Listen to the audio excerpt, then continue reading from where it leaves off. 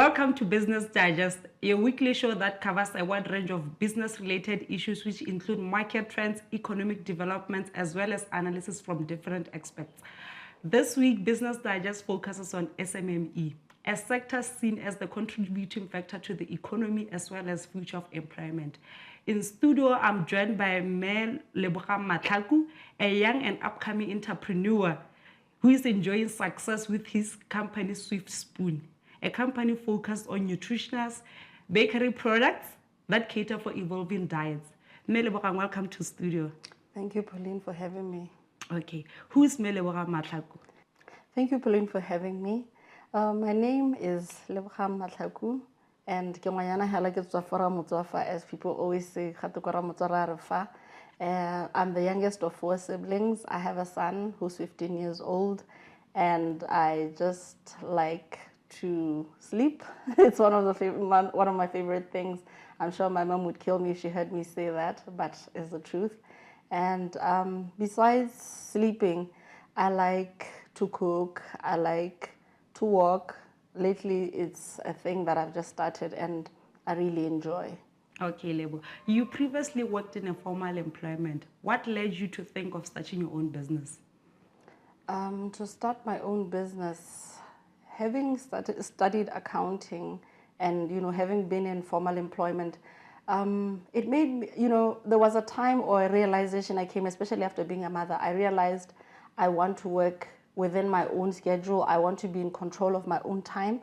And also just to spend more time with my son. Only children. He's an only child. He's spoiled. He's a mommy's boy. So I also just wanted the flexibility of, working at my own time or being in control of my schedule. Okay, how long did it take for you to decide that, you know what, I'm leaving this job? To be honest, I'm that type of person who decides right then and there. I can wake up in the morning and decide, this is what I'm doing, and it's one of those decisions. Well, it took a bit of time, obviously, because I have responsibilities, but the idea brewed in me for maybe a period of 3 months when I finally decided I'm going to do this, and I have never felt more relieved and more at peace with the decision, and I've been happy since. Is it? How long was this? This was about 5 years ago now. Okay. This August will make it 5 years now. No regrets? No. Are you sure? 100%. Okay. Okay. What is Swift Spoon? Swift Spoon is actually a bakery and a catering business. But at the moment, Swift Spoon is mainly focused on confectionery. And yes, we do cater on request for our customers. Every now and then we do get those who want maybe cake as well as food. But our main focus is a bakery. And this is a business that I registered way back in 2012. As I said, I like to cook and I like to bake, so the kitchen is my favorite place. It's never too hot, so how the saying goes, get out of the kitchen if it's too hot. For me, it's never too hot. I like to cook and I like to eat. I'm not one of those people who, cook food and say, okay, no, I'm going to take a bit of time.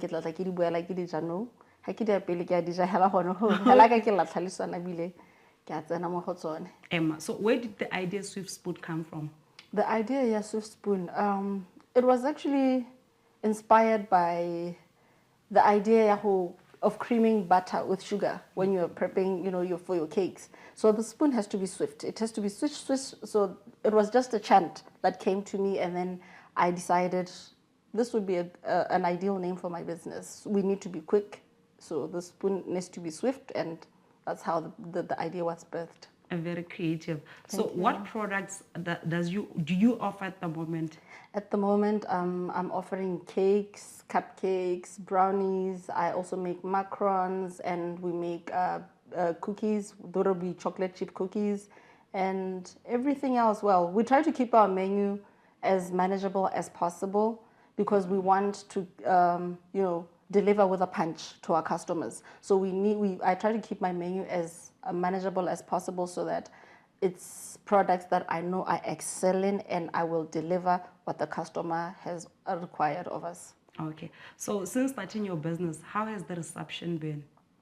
The reception, well, to be honest, what happened is I wasn't a it wasn't a formal business to begin with. I just used to bake for friends and family, you know, when we have events and all that. So word of mouth is what got it out. So the reception seemed good, and this is why I realized this is actually a business that I could get into because of the reception that I got from family and friends, as well as, you know, the other people that they shared my products with. Okay, so how many employees do you have at the moment? I'm the head baker, I'm the accountant, I'm the driver. I'm basically working by myself. Although from time to time I do get people who are interested in learning how to bake who do come in and assist. Like if I have big orders, that's when I call them, okay, so that they can get a feel of, you know, how fast or how much pressure there is in this type of business. So it's mainly me, and then occasionally I do get what I could call interns maybe. Okay. So yes. Yes. You earlier mentioned that word of mouth. That's wonders for you. So how else did you market your business? Then I realized the power of social media. Wonderful tool there is there. So I do have a page on Facebook as well as Instagram, and I did have a Twitter handle, but I've taken that down for a little bit. And social media has done well, and I do have samples every now and then when I do create like different or new recipes that I want to try. I do share those with people, and that's also another form of marketing that I engage. Okay. Who are mostly your clientele? My clientele would be, I'd say it's an age group of about people in their late 20s to mid 40s maybe, because occasionally you do get the older generation. I'm sorry if that is offensive, but you know, occasionally you do get maybe people in their 50s or 60s who do order, because for them it's like what I have noticed, it's confectionery is a treat once in a while. So that age group that I just mentioned, they're returning clients. They do come back every now and then. Okay. Yes. Thank you so much, Melebu. We're going for a quick commercial break. When we come back, we continue our discussion with her.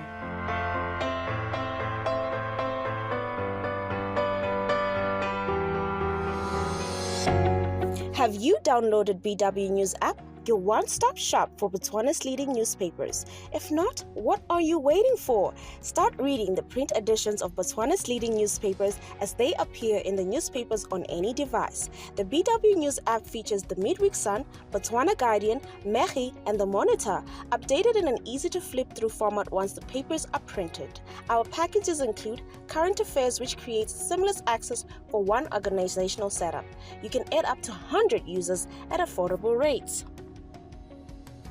After subscription, you will have access to our PDF archive from the past 1 year.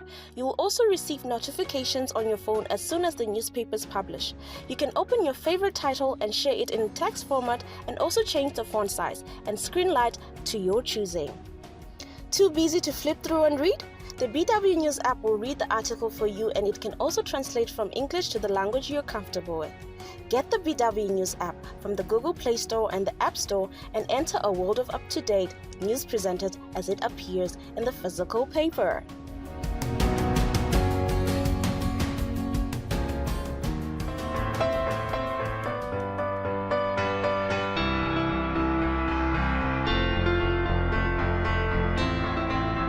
We continue our conversation with Lebo, who will share more information about Swift Spoon and its origins. Lebo, what made you to go into baking? To be honest, it was my love for baking and my sweet tooth. That's how it all began. You know, as I mentioned, being the youngest sibling, we used to bake a lot with my sisters when we were growing up. So I assigned myself the task of being the one who tastes the products that we made. And I also had an opportunity to work in a bakery when I finished high school. You know, in that period of time, I had an opportunity to work in a bakery, and I also assigned myself, I worked as a cashier in that bakery, but I assigned myself the task of tasting everything. I made sure that I buy everything and taste everything as, you know, somebody with a sweet tooth.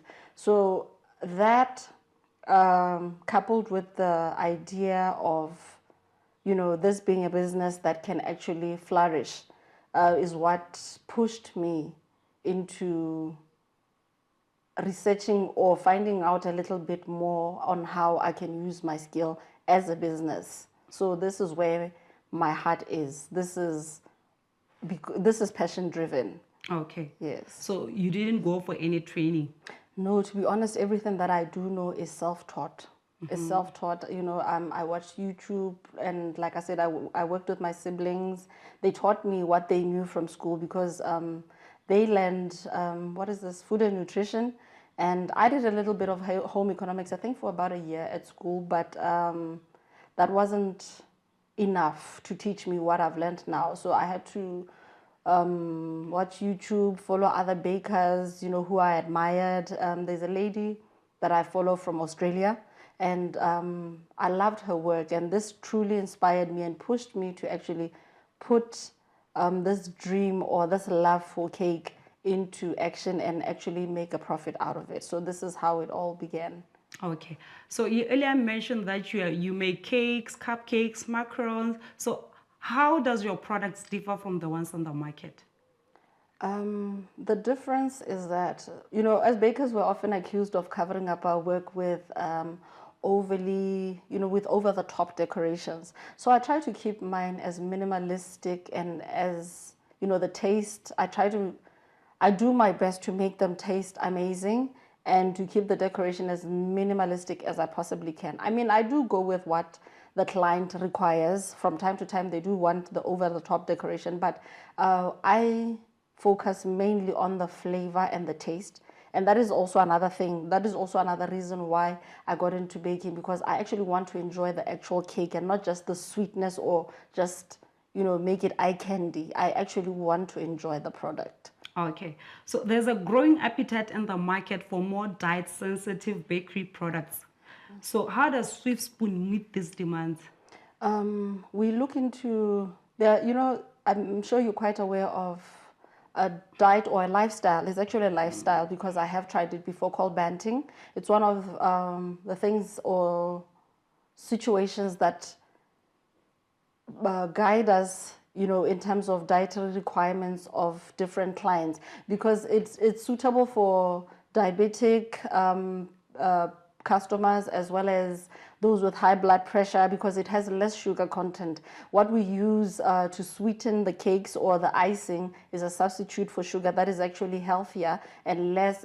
You absorb less calories into your system with that substitute that we do use for those cakes or biscuits or brownies that we do make. So we use those substitutes.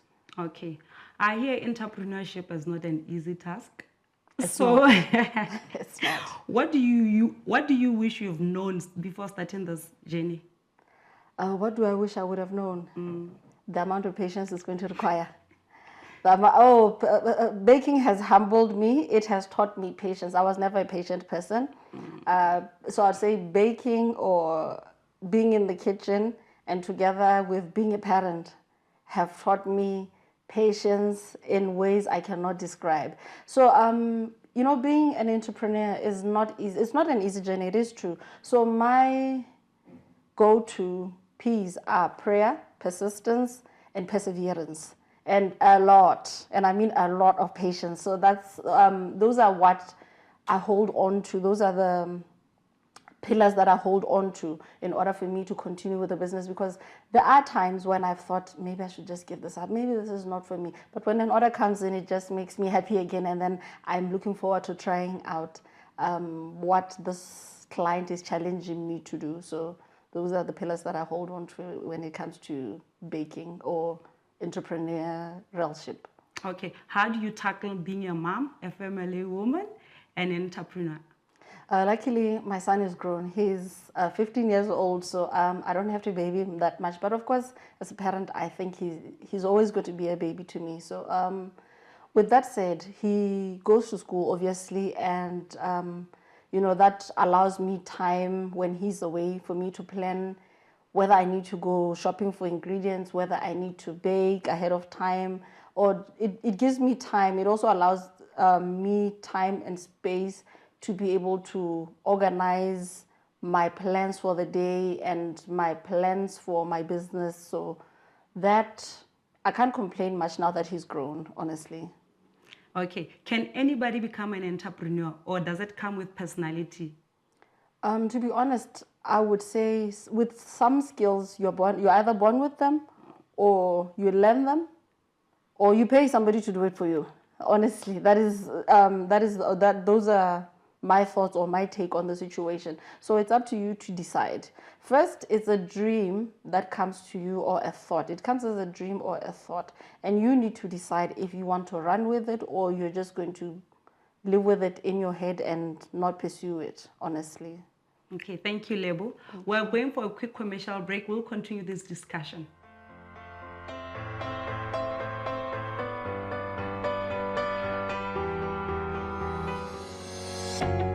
Do you want to stay in touch with the up-to-the-minute, breaking news countrywide, regional and international coverage, as well as in-depth analysis from Botswana's most trusted media house?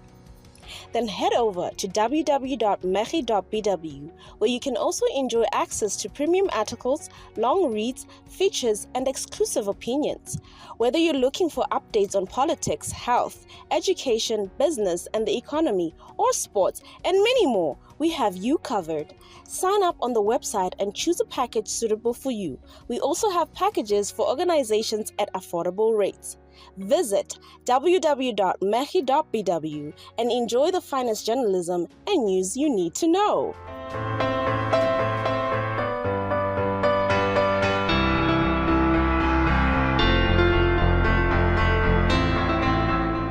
Viewers at home, let's continue our conversation with Lebo and talk about how one goes about establishing a business.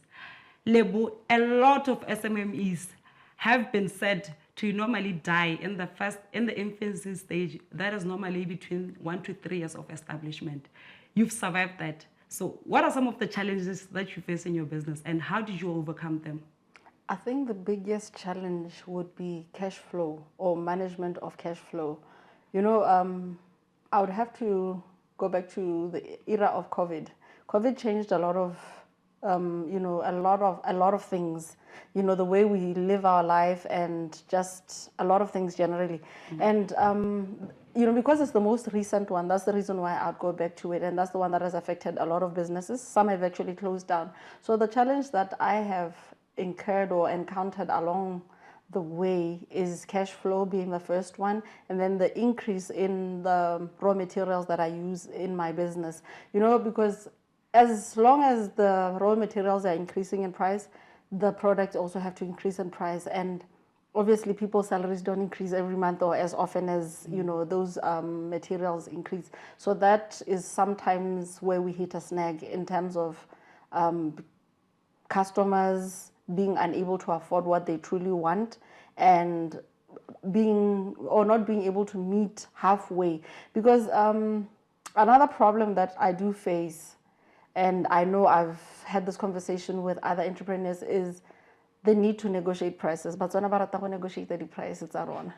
They find it difficult to honor price, honestly speaking. But the question I often ask is that the same mentality that they carry to these big retailers? I will not mention by name, but when you're not able to afford whatever, is it about soap or whatever it may be, toothpaste, it has to be voided, it needs to be returned. But you will be met with a situation where somebody gives you a certain picture of a cake or a product that they require from you, but financially it's not adding up. And that is one of the problems that we encounter a lot, especially in the confectionery business. And how do you tackle that? I'm honest and as polite as possible to just, have a conversation with the customer.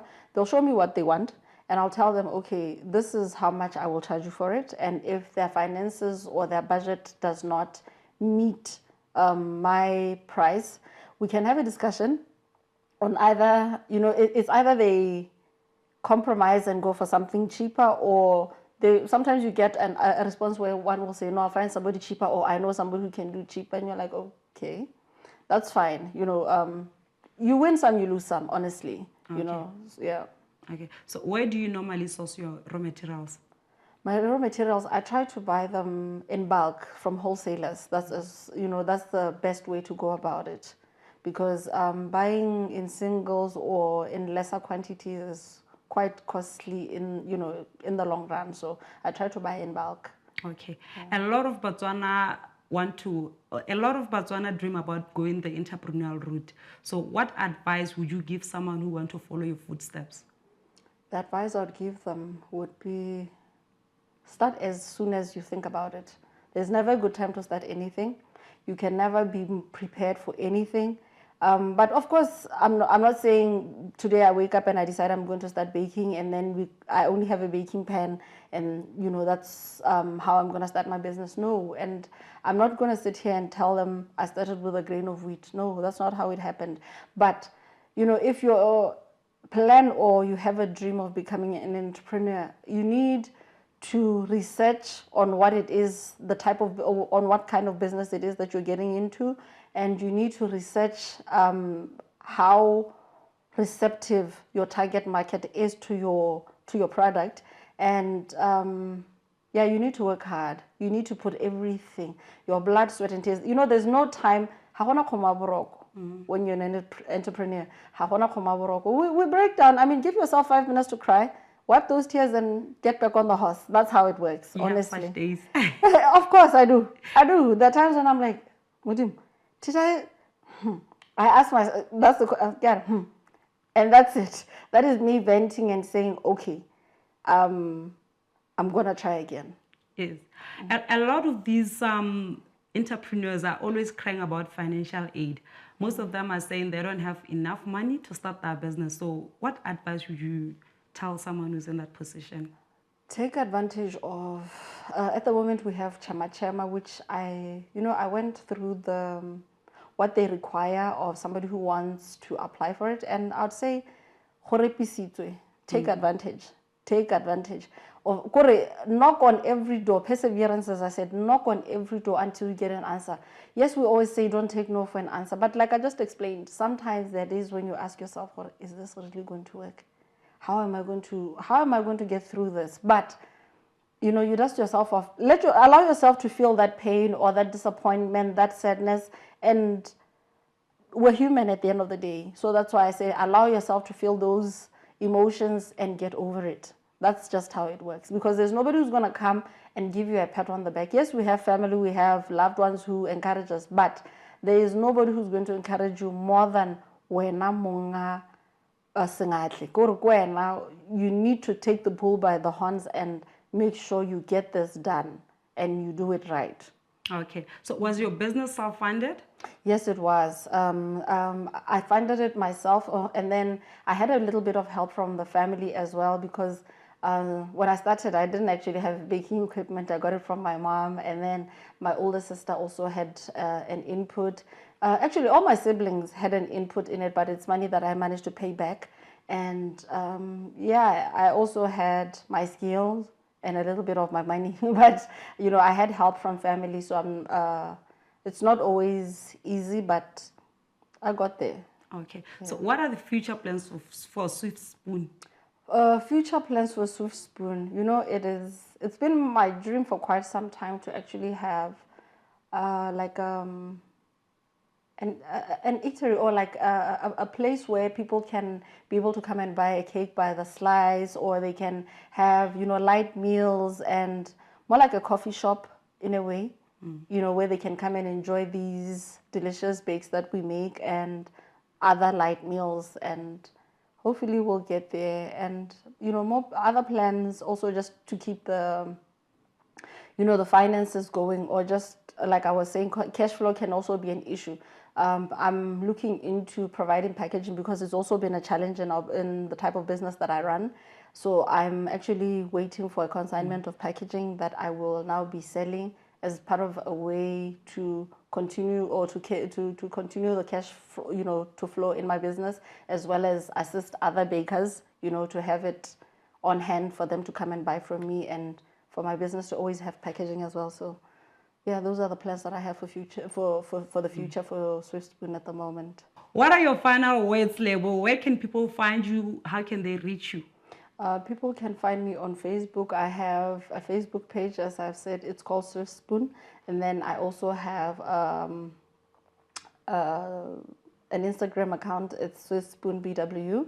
So you can find me, or you can reach me on those to also view our products, and I can also be found on my phone number 71602838. That's also my WhatsApp number, and it's also my business line. So you can reach me anytime for your inquiries, and everything else that you may want to talk to me about as the owner of this business. Thank you so much, Lebo. From me and my team, I'm Pauline Dikuelo. Until next time.